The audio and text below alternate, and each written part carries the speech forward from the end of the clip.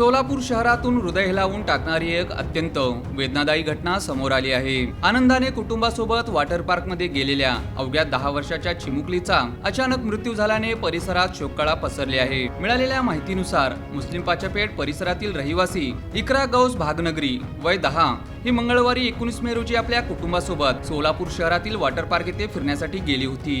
कुटुंबियासोबत खेळत हसत आणि आनंद घेत असताना दुपारच्या सुमारास अचानक तिला चक्कर आली आणि ती जागीच कोसळली।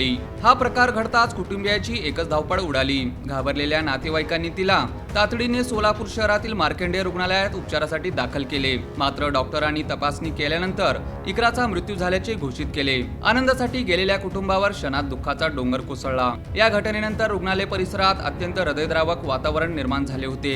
आपल्या लाडक्या मुलीच्या मृत्यूने आईचा आक्रोश पाहून उपस्थितांच्या डोळ्यातही अश्रू आले। दरम्यान नातेवाईकांनी सुरुवातीला शवविच्छेदनाला विरोध दर्शवला होता, मात्र पुढील वैद्यकीय प्रक्रिया पूर्ण करण्यासाठी मृतदेहानंतर शवविच्छेदनासाठी सोलापुरातील छत्रपती शिवाजी महाराज सर्वोपचार रुग्णालयात पाठवण्यात आला। या घटनेमुळे मुस्लिम पाचापेठ परिसरासह संपूर्ण शहरात शोक व्यक्त केला जात आहे। एका निरागस चिमुकलीचा असा अकस्मात मृत्यू झाल्याने नागरिकांमधून हळहळ व्यक्त होत असून कुटुंबियांवर दुःखाचा डोंगर कोसळला आहे।